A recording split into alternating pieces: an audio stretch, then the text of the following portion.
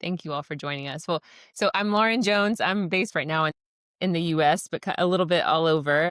And I'm joined by my friend and my colleague, Zaina, who is coming to us from Qatar, actually. We work together in Qatar Foundation. And I just have to say, Zaina, one of the highlights of doing this webinar series has been getting to reconnect with some of our team that worked together in Qatar Foundation years ago. So oh, wait, sorry. Can everyone hear me? I just saw the note in the chat. Zaina, are we good? Yep. Okay, great. So, this webinar series, in case it's your first time, we have come together, a group of 9 women have come together from around the world to create this free webinar series. We want it to be accessible to any school, any educator, anywhere. So, local, public, international, private schools.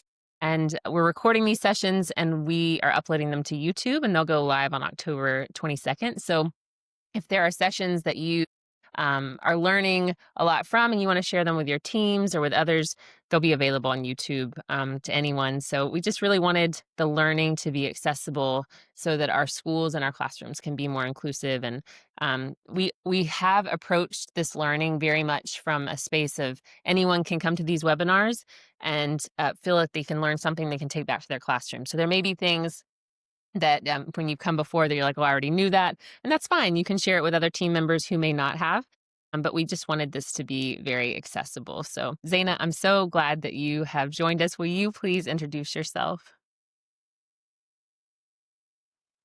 Thank you, Lauren. Thank you so much for introducing me and for having me on this webinar today. It's such a pleasure to be here. And actually, I just want to take a moment to acknowledge you. As Lauren said, we go way back. We work together, and I've always admired her dedication and drive. Honestly, I'm not even a little surprised to see where she is today. So if anyone can make things happen with heart and maybe a little magic, that would be her. So thank you again for having me today. I'll be introducing myself. My name is Zaina Shamhoun. I'm an occupational therapist. I've been an occupational therapist for the past 12 years, mostly in schools. And I've had the privilege of supporting students from pre-K all the way throughout to middle school, sometimes high school, helping with everything from motor skills to literacy and of course, partnering with teachers to create classrooms where every child can thrive. So we're going to move to the session overview, just to have an overview about what our session is going to be about today. Today, we will go together on a journey that looks beyond what we see on the page. So we're going to be exploring how motor, visual, language, memory, and executive function skills all work together to influence literacy, and what it really means when a child struggles to show what they know. So this session is about celebrating neuro-inclusive practices and giving you some practical strategies that you can start using immediately. No special tools, no hours of prep, just hands-on evidence-based approaches that helps every child to shine onto the page. So before we kick in, we're going to be answering a question together. So we're going to see how motor skills influence literacy and what we can do tomorrow morning to make learning accessible. To do that, I need you to access nearpod.com. You can either access it on your phones or on your laptops. You just need to click join a lesson and then put the code that we have here on the screen. And we're going to be thinking together, about a student in your classroom who seems bright but struggles to show their knowledge. And without naming them, we're going to be putting in some ideas that we're going to have a look at the end of the session. So I'm just going to pause for a minute to see when we have people in at Nearpod.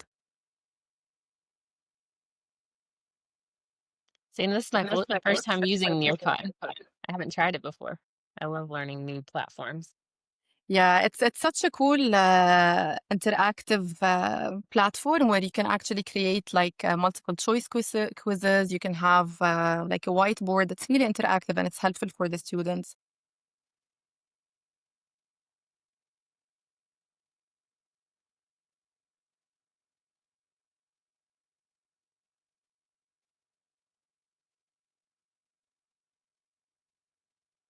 I did just drop the link in the chat just in case that's easier for anyone. Okay.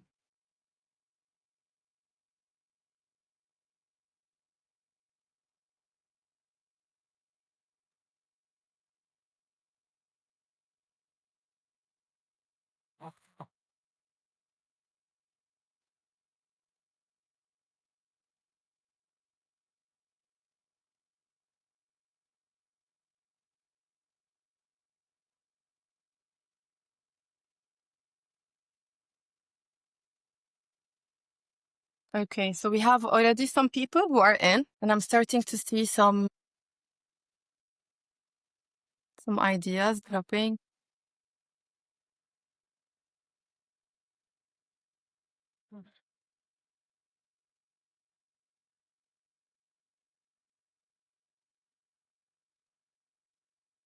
So we're going to be thinking about the student, and we're going to be typing in one thing that you've noticed that you think might be holding them back, such as could be physical fatigue, attention difficulties, messy handwriting, anything that you could think of.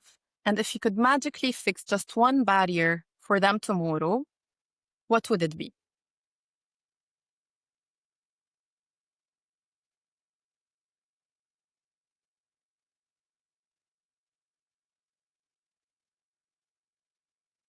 Okay, so I see confidence, reading comprehension, focusing, reading and focus, growth mindset, attention span, difficult circumstances, task initiation, executive functioning skills, reading.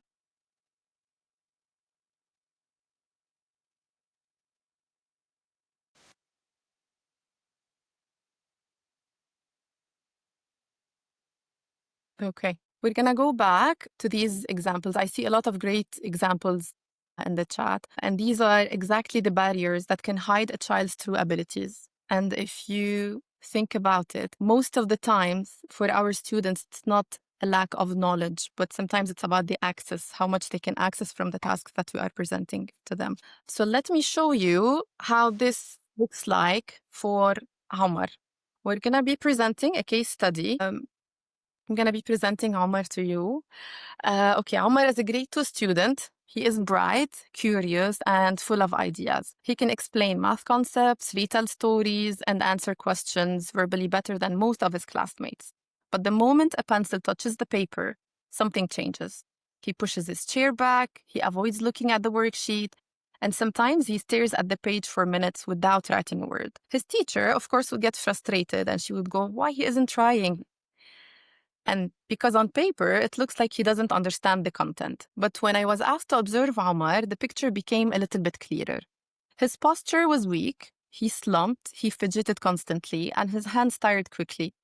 So his letter floated off the lines, spacing was inconsistent, and he often left pages blank. Writing wasn't just hard for him, it was exhausting.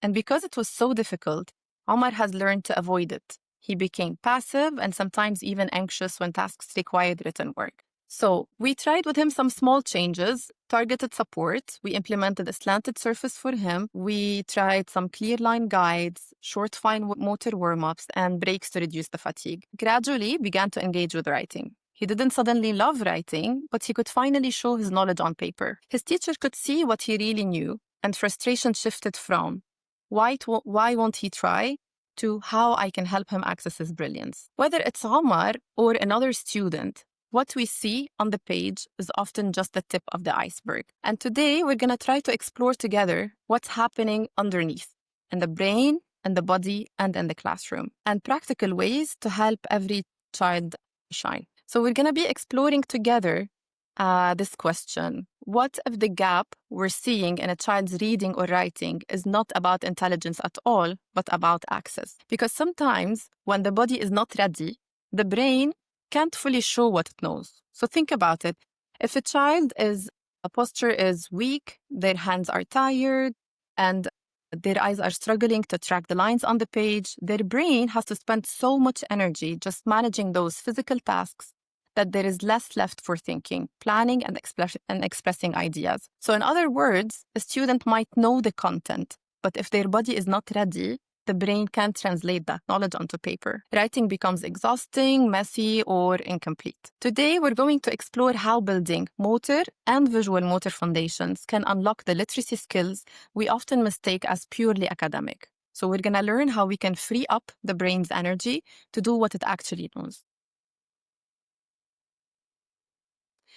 Gonna be moving to the next slide. And here you see that we're just having a look at a pencil. And I want to start this slide by telling you that this simple tool is actually a powerful brain training device. Not a computer, not a high-tech gadget, just a pencil. Why? So when children or adults write, they are not using just one part of the brain. They are engaging a distributed, integrated network that spans motor, sensory, visual, language, and executive function regions. This robust activation sets handwriting apart as a powerful learning activity that reinforces neural pathways for literacy. If we're going to have a look at the neuroscience of handwriting, this is how we traditionally explain writing in the brain. If you see the scheme of the brain with all the brain lobes, this is how we try to understand writing. Definitely, we're not going to be going through this complex figure for today. We're going to try to use a metaphor that will help us to understand how we can use our brain to execute writing. And we're going to be using the kitchen as a metaphor. So we will be moving to the next slide. Today, as I said, we're going to be thinking of our brain as a kitchen. So I want you to imagine your brain as a bustling kitchen. Writing isn't just putting words on paper. So it's just like preparing a complex meal. Every station in the kitchen has to work and in harmony. So if we're going to look at the team of our kitchen today, we have the motor cortex, who we're going to call today the head chef. The head chef is responsible of chopping, stirring, and seasoning with precision. It guides the exact movement of the hands and fingers. We have the visual cortex, who we're going to be calling today the plating artist. This plating artist always ensures that the dish looks nice, looks appealing and balanced, so it can manage the spacing, the alignment, and the letters or the shapes. And then we have the language center, who today we're going to be calling the recipe creator. This is the area that is responsible for translating raw ingredients, which are ideas, into a structured recipe, which is language. This will bring rhythm, flow, and meaning to the meal, same like we do our written expression. If we move on to our fourth chef today, it's going to be the sous chef, or the working memory. The sous chef, as we know, it keeps track of multiple steps at once. They follow the recipe, they balance what's cooking now and what's needed next. So this is part of holding the information when we're doing something now, and then we're planning what's coming next. And then finally, we have the prefrontal cortex, who we're going to call today the executive chef. He oversees the entire kitchen operation, plans, sequences, and problem solves when challenges arises. So if we're talking about writing as a whole brain meal prep, what happens when one of the kitchen stations is not working smoothly or is not working in harmony? Just like any dish can come out too salty, poorly plated, or missing key steps, student writing can also break down when brain area is not fully supporting the process. So today, we're going to be exploring together how we can connect these patterns to literacy challenges, but also explore practical ways to support each station, so every child's writing can become a successful and a balanced meal. We're gonna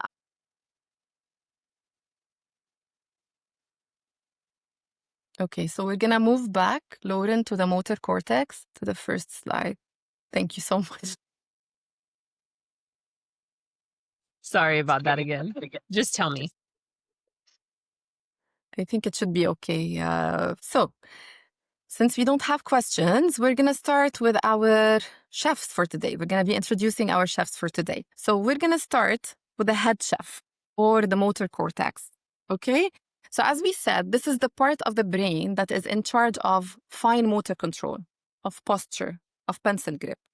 So essentially, it guides your child's or your student's hand and fingers to execute the writing smoothly. And research shows that children with weak postural stability or fine motor difficulties, they often struggle with handwriting fluency and legibility. When writing feels physically exhausting, the brain shifts resources away from planning and language just to manage the movements. So in the classroom, you might notice a child slouching or sliding down in their chair or getting tired like halfway throughout the writing task.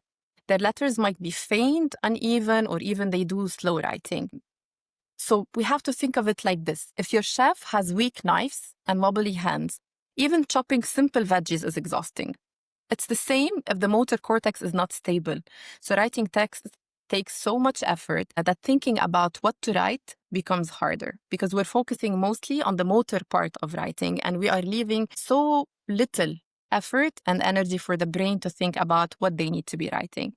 And some practical ways for us to support the students is by simple tasks like adjusting their desk or their chair height, sometimes using slant boards, which we can create in class, and this is something that we're going to talk about later, or giving them, let's say, some short pencils, fat pencils, weighted pencils, depending on the main area of concern that you're having with them. I always recommend doing some short pre-writing warm-ups, like squeezing a stress ball or doing a quick threading activity. This would help the muscles to warm up, and then it will prepare them for what's coming in the writing activity. We're going to be moving now to our plating artist, which is the visual cortex. And so as we said, this region handles visual spatial processing, which implicates letter formation, spacing, and alignment when we are doing our writing. It helps the children or the students make the writing look organized and readable. And the evidence tells us that visual motor integration is a strong predictor of early literacy. So letter reversal, inconsistent spacing, and skipped lines are not signs of laziness. They reflect a visual processing challenge. So in the classroom, this might show up as a student whose letters jump around, or whose writing drifts off the line, or who even skip lines when they are reading. And then their margins or their copying from the board can be very tricky for them. If we're thinking about the plating artist in the kitchen, if the plate is messy or overcrowded, the dish doesn't look appealing. And letters and words need visual guidance also to look right. So just like the dish needs careful presentation. To support these students, we're going to go over this in more details later, but some ideas is to use graph papers, let's say, or raised line papers that would highlight for them the baseline so they can see clearly where their letters need to sit. We can highlight the text to reduce the visual clutter. So instead of them having to read 2-3 sentences of the instruction, we can just highlight the main idea and then the main action that they need to take. This way, they don't have a lot of visual clutter in front of them on the page. Or sometimes we can allow the use of digital tools where we can use the spacing and we can change the fonts for them to adjust it based on their needs. We will be moving to the language center, which is our recipe creator. As we said, this part of the brain, it translates the ideas and it supports the spelling and the grammar. In this specific area of the brain, research shows that strong oral language skills don't automatically transfer to writing. So if someone has good oral language, it doesn't mean that they're going to have good written expression. Children may know the content, but they can expressing it on the paper can be a difficult skill for them, sometimes limited by working memory or transcription difficulties. In the classroom, it might show up as incomplete or vague sentences or ideas that lack logical order or writing that doesn't match the child's oral ability. So even if the chef knows the recipe, if they can't write the steps clearly, the dish won't turn out right. And that's exactly what happens when the language centers are under strain. Something that we can do in the classroom to help is to give the word banks. If we are targeting a certain unit, we can have in mind that we can create this word bank for the student who can use the vocab, who can find the vocab that they need. Or we can use some sentence starters just to help them organize their ideas and know how it's going to flow. Most of the time, the visual story maps help a lot as well. And always encourage oral rehearsal before writing, because if this is their area of strength, it will help them to translate it to paper. Sometimes we can use a peer who can dictate or help the colleague for the transcription. We will be moving to the working memory, or our sous-chef. So this is the brain region that keeps track of multiple steps at once. Okay, so it's holding and manipulating information while writing and reading. It's a complex task. That's why we see in the picture we have plenty of hands and they're all doing different things at the same time. And this is how our brain naturally works. But sometimes students have challenges in this area. And this might show up in the classroom like a student who forgets what to write in the middle of the sentence. Like they would start something and then they would forget how to continue, or they can lose their place in reading. Usually you see them struggling with following multi-step direction. Working memory is very critical for both reading comprehension and writing. So children might know the material, but they lose track mid-task if their memory is overloaded. So imagine a sous chef trying to manage several dishes at once. If they forget ingredients or step, the meal suffers, and the working memory challenges similarly disrupt also the flow and the completeness of the writing. And finally, we have our executive chef, or the prefrontal cortex. So we have to think about it as the brain manager. Okay, it's responsible of the planning, the organization, self-regulation, initiating tasks, and then overall, like keeping the kitchen running smoothly. In the classroom, if a child might have some difficulties with their executive functions, you may see a child who is avoiding the reading or the writing task, a child that gives up quickly, or that they can produce unorganized or incomplete work, or needing constant prompting. Executive function, usually it predicts writing quality and persistence. So poor planning or task initiation can look like avoidance, just like we said, and it's often a sign that the brain is struggling to orchestrate all the parts at once. So think of a chef as the one orchestrating the whole kitchen. If they're not in control, the meal becomes chaotic. And that's what happens to students when they are doing the writing and task completion when executive functions is under strain. So now that we've met our 5 chefs, the head chef, the plating artist, the recipe creator, the sous chef, and the executive chef, it's clear that each student brain works a little differently. So some might struggle with motor skills, others with visual spatial processing, language, memory, or planning. And just like a real kitchen, if we don't plan ahead, the meal can fall apart. So we're gonna be learning together how we can ahead of time so our classroom doesn't turn out to be as chaotic as this kitchen can be. So we will be moving to setting the table, the universal design of learning made simple. So this is where the universal design of learning, or the UDL, comes in. And if you know about the UDL, you would know that it's not just a strategy, but it's a philosophy. It's about planning before the task begins. And this is the key success for it. So we have to think ahead about the diverse ways students process information, how they express their ideas, how they can stay engaged. So it's like prepping your kitchen stations in advance so every chef have the tools they need to succeed. When we are using the UDL, we're not just accommodating differences, we are celebrating them. So instead of asking why the student can't write neatly or why they didn't finish, we ask how we can set up this differently so every student can shine. And it encourages us to use multiple ways to access content, express understanding, and to stay motivated, which are 3 key areas for the student to stay engaged in the classroom. So whether that could be through flexible seating or visual cues, even using the word banks, oral rehearsals, it can be any of the accommodations that you think might work best for you students in that day or the lesson that you are presenting. So when we plan this way, I think our mind shifts. We stop measuring students by what they cannot do and start unlocking the potential hidden beneath barriers. So we realize that a messy page or incomplete sentence doesn't always reflect intelligence, but it reflects access. And this is the way we need to think about this. This is the way we need to shift our thinking. And with thoughtful planning, we can turn like any struggle into a potential for the student to achieve. So as we said, it's more than a strategy, it's a philosophy, and it changes how we view the learning differences. It will help us to create some opportunities for each student's brain to work with their full potential throughout the whole day, every day. So what does this look like in our classroom? If we're gonna think about how we can practice UDL planning ahead, we need to start anticipating the differences. So before a lesson, we ask ourselves, like, which students might struggle with motor control, visual processing, language organization, working memory planning, and how I, as their teacher, can provide multiple entry points and support for each. So for example, if you're asking a student to write a paragraph, let's say, can they dictate their ideas first, or could they use a visual story map? Or they need, let's say, to record their answers or say it orally first, and then we can work into having it written down. So we can always find a way if there is a better way to break the task into smaller steps or give flexible tools. So we're going to be doing an activity. We're at serving now. So we're going to be brainstorming together.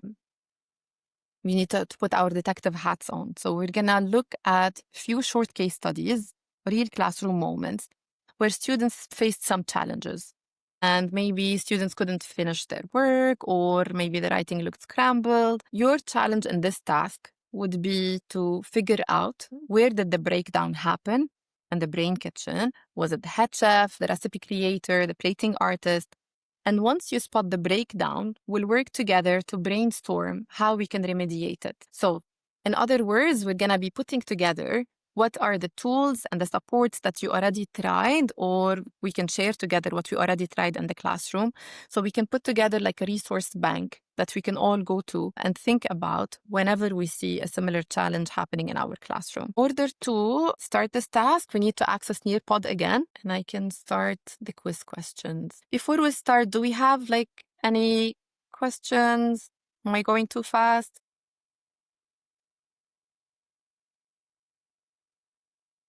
Zaina, I love the analogy with the kitchen. I feel like it puts it into context really well. I always, I always found it very difficult whenever we talk about neuroscience, you just lose people. You show the picture of the brain and then khalas, you lose people. And I think it's the same for our kids as well. Whenever they feel that something is way too challenging for them or too complex that they cannot even relate to, khalas, they're not with you on the same track anymore. So even for me, whenever I use this, even for the teachers I work with, it's easier for them to relate to, and it's easier for them to remember, and it's helping them to pinpoint like where the breakdown is happening and how they can support more. Yeah, exactly. And even with kids too, I mean, like in advisories, a lot of times we're teaching some brain science for executive functioning skills. And I thought this is actually maybe not to this point necessarily, but to use this as an analogy for our brains is so helpful. So it says Omar speaks fluently, but his written sentences are incomplete, vague, and he often misses keywords. We're going to try to figure together where the breakdown happens for Omar. Is it the motor cortex? Is it the visual cortex, language centers, the working memory, or the prefrontal cortex?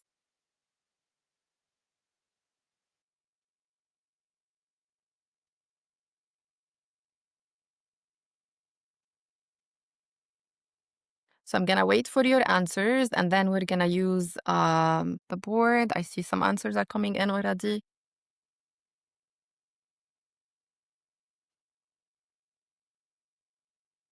If it's too hard for you maybe to navigate the Nearpod, we can drop the answers here in the chat and we can discuss it together. I think it's the same.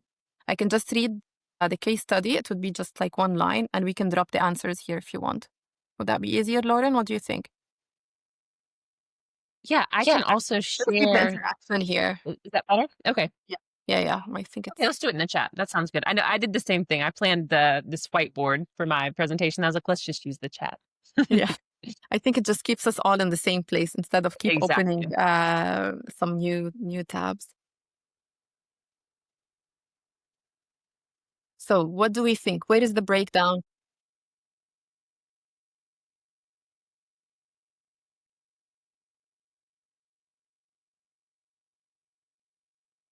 I think my internet is a little bit slow.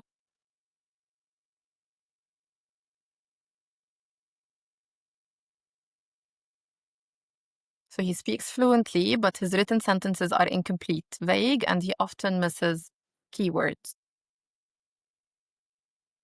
Okay, so Emily says the language center.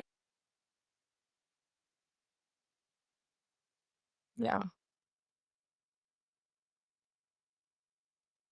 And then you get to submit, Lauren. Okay, you want me to actually submit it? Okay, we've got a couple people saying language center. Any other ideas? Yes.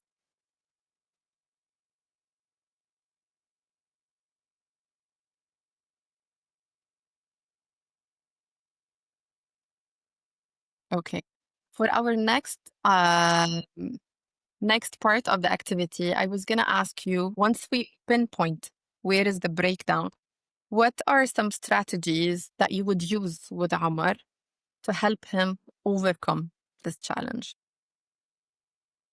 We're gonna listen to your suggestions first, put them together, and then we can create the strategies bank together.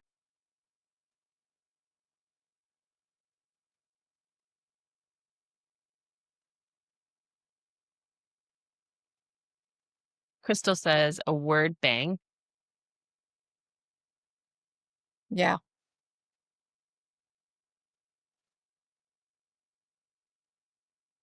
You could use sentence starters here too, right? Zaina? Yes. So, yeah. Yes. Okay. Yes. Visual story maps. Graphic Yes. organizer is nice.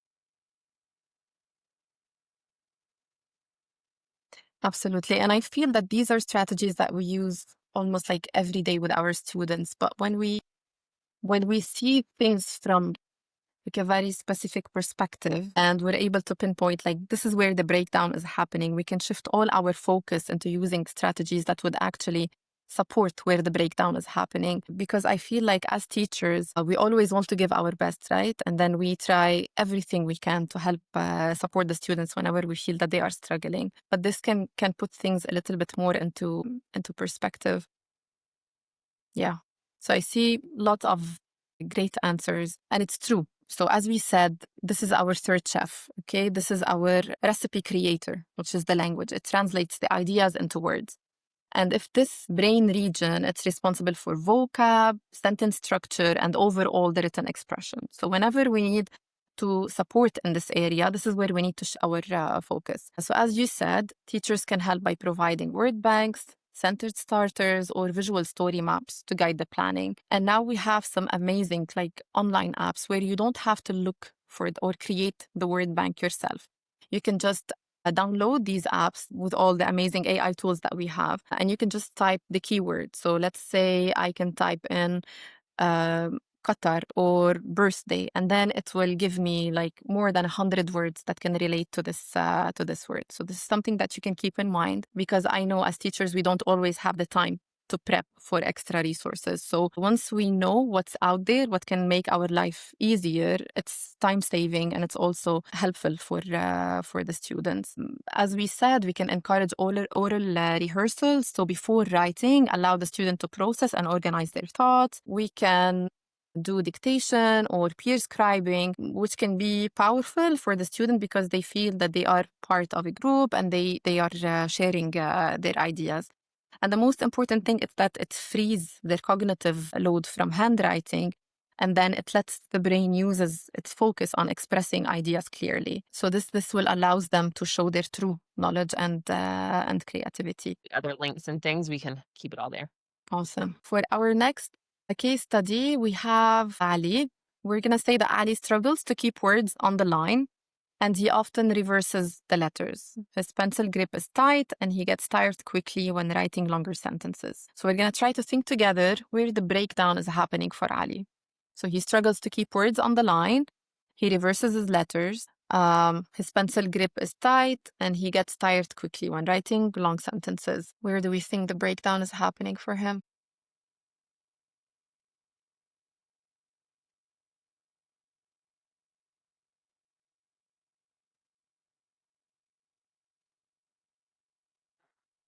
Got a lot of motor Chef cortex. or sushi?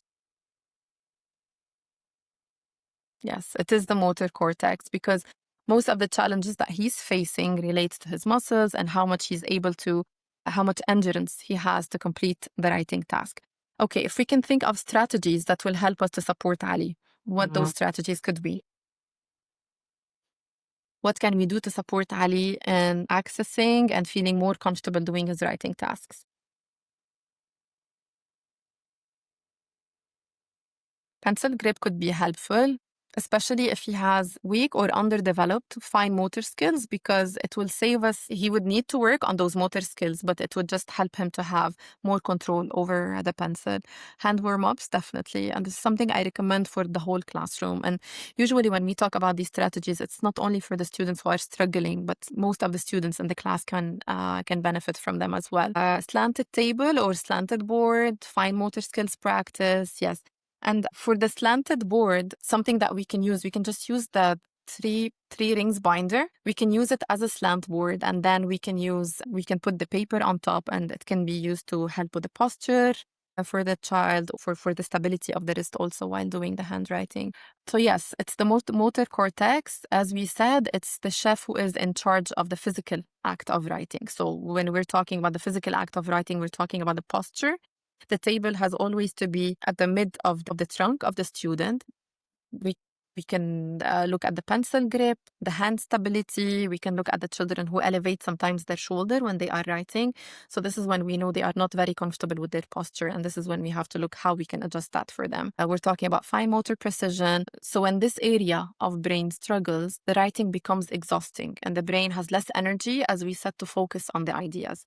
As you mentioned, the practical ways to support, they are very simple but very powerful, like providing the slant board to maintain the posture and the wrist alignment. And sometimes we use the weighted pencils as well, pencil grips to improve the control. We can always do some short, fine motor warm-ups.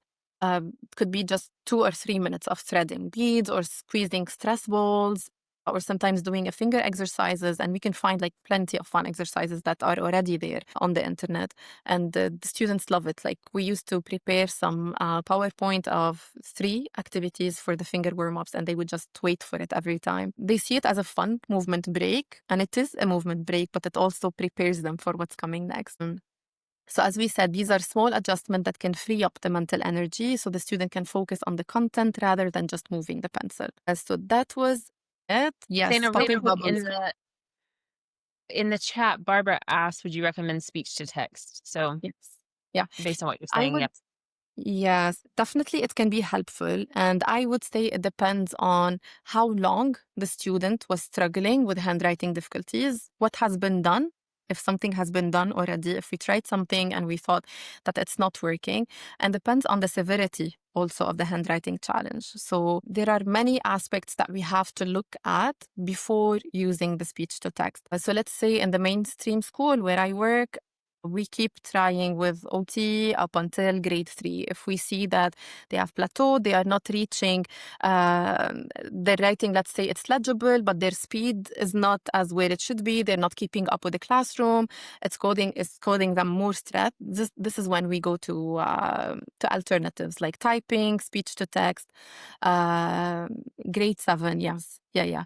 And again, it depends on the severity. So if the handwriting is legible, this is something that we can work on. Depends if you're looking at legible handwriting or the speed of handwriting. But in upper grades, usually it's easier to go with the alternatives for writing because they have, as we said, to focus more on the content and on the output than on just the motor act of writing. So it would make more sense to go to alternatives ways of typing. Okay, what do we have next? We have Maya. Maya forgets what she was writing mid-sentence, and she loses her place in reading passages. Multi-step directions overwhelm her. Where do we think the breakdown is happening for Maya? Working memory.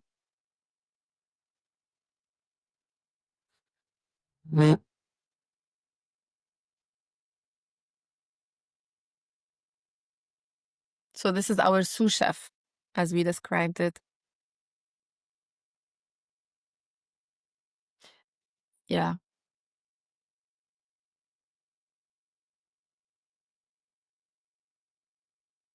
Yeah, I see someone mentioned working memory and the language center. Could it be because she's losing place in the reading passages that you thought could be the language centers?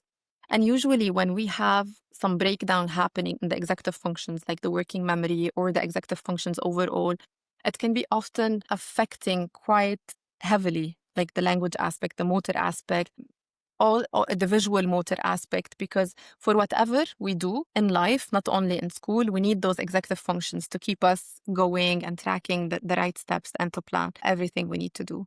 Okay, so what are some strategies that we can use to support Maya and her memory?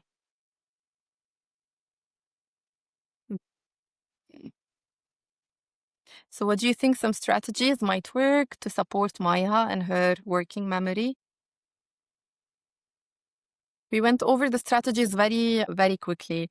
And as I said, like usually the strategies that we use for the working memory are similar to the ones we use also for the executive chef or the executive functions, which can incorporate like breaking down tasks into smaller, manageable tasks, or even the instruction, using visual checklists, color-coded cues, graphic organizers. I'm a big fan of graphic organizers, can always be helpful. And for reading, we can use, let's say, some finger tracking or even using the overlays for reading.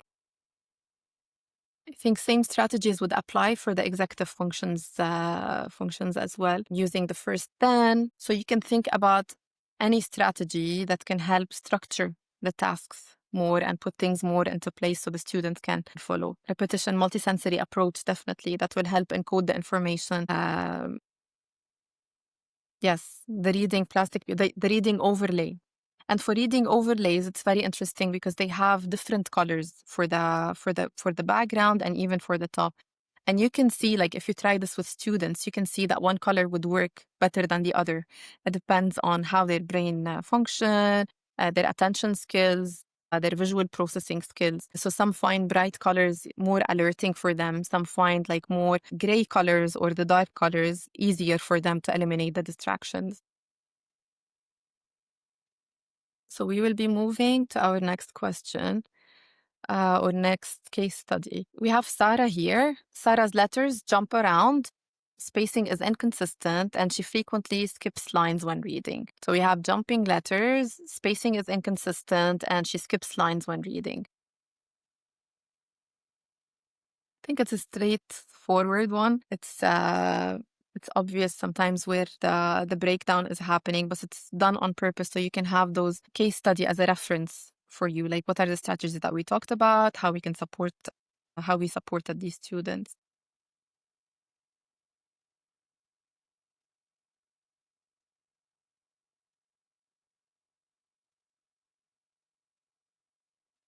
So visual cortex it is. Okay. How do you think we can support her? How do you think we can help Sarah in overcoming these challenges? How we can help with the spacing, how we can help her remember that she needs to do spacing between the words, how we can help her letters sit on the line, how we can help her track correctly where where she's reading.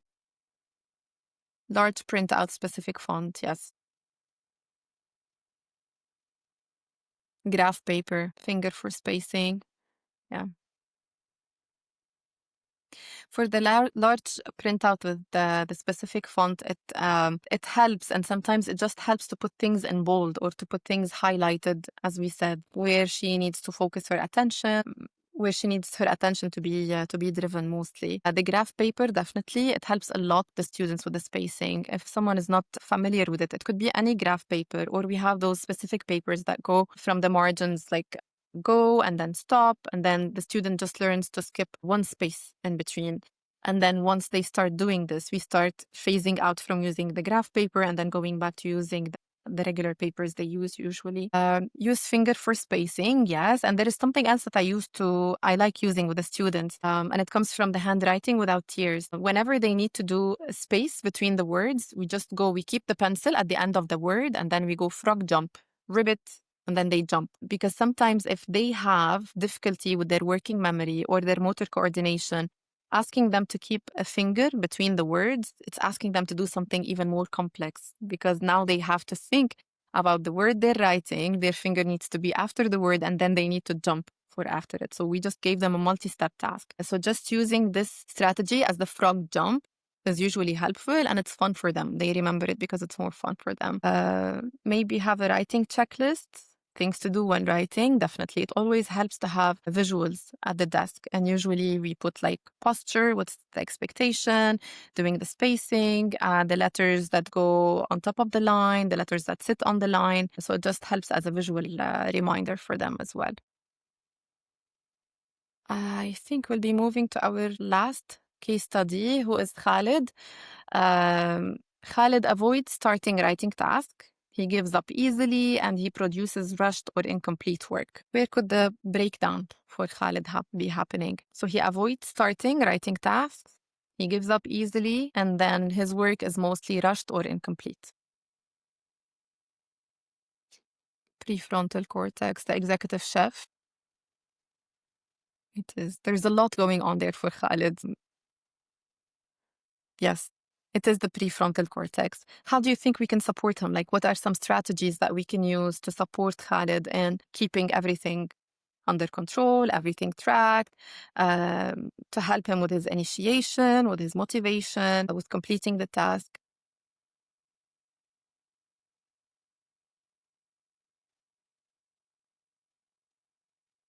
And as we said, like similar strategies that we used for the working memory are used also for the executive functions, like the graphic organizer, color-coded cues, visual checklists, manageable steps. Whenever we have a student who is facing some challenges in their executive functions, we have to think about their planning, their organization idea, their organization skill, how much load that would put on their brain if we expect them to follow the classroom instruction that we're giving to everyone.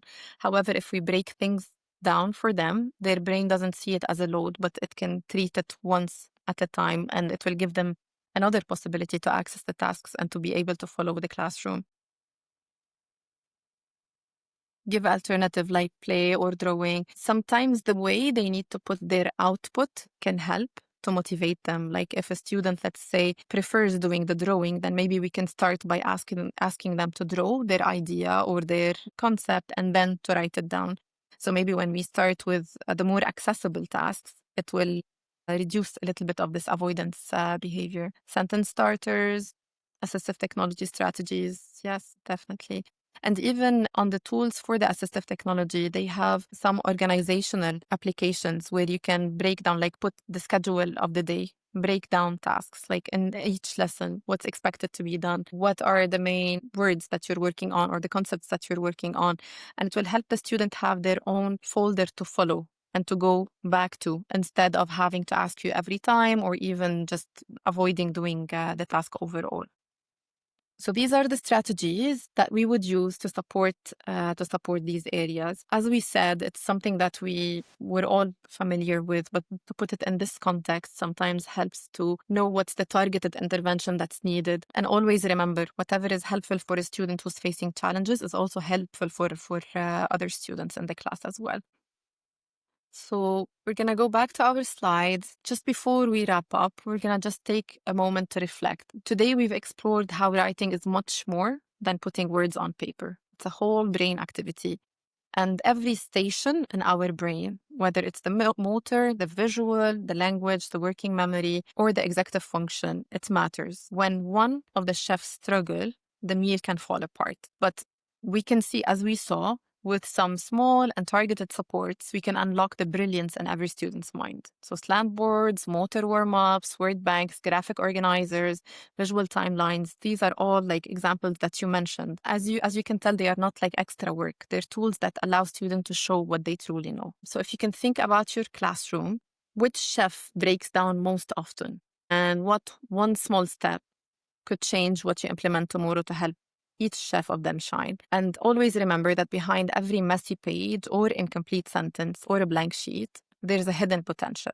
And our role in the education system is to give students the tools to serve it. This is the wrap up from our session today.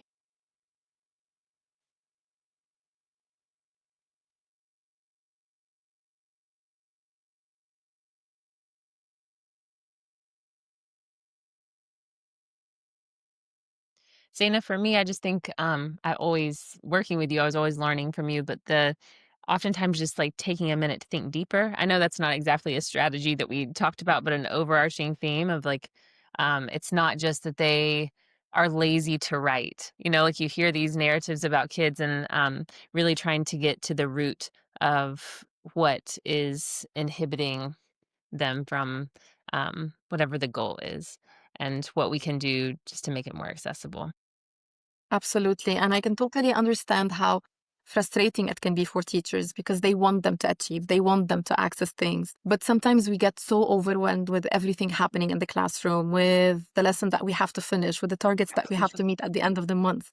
And then we tend to forget sometimes that it's only simple things that we can do that can unlock the potential of the students. It can be a little act done from our side, but it can have a huge impact on the students' learning journey and well-being overall, because we see how even the look on their faces change, right? Like they will have brighter eyes, they're more willing to engage whenever you unlock their potential. So we want to do that more.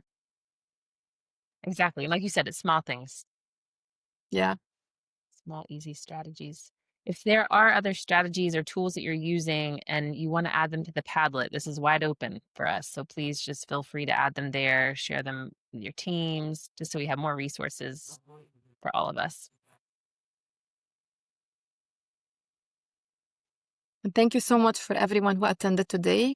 I hope it was a smooth session for you and hope to see you again in future sessions. I see Thank you have you, people Zaina. from Thanks so all much. over the world. I know, it's amazing, isn't it? Thank you Yeah, so much for leading us. And I didn't say thank you to Equip My School, who is our sponsor. And we hope you'll sign up for the upcoming sessions. We have another one next Tuesday, same time, same place. But Zaina, thank you for this learning thank for you. today, for joining us. Thank you Really for appreciate it. having Thank you me. all for joining. Of course. All right. See you all next time.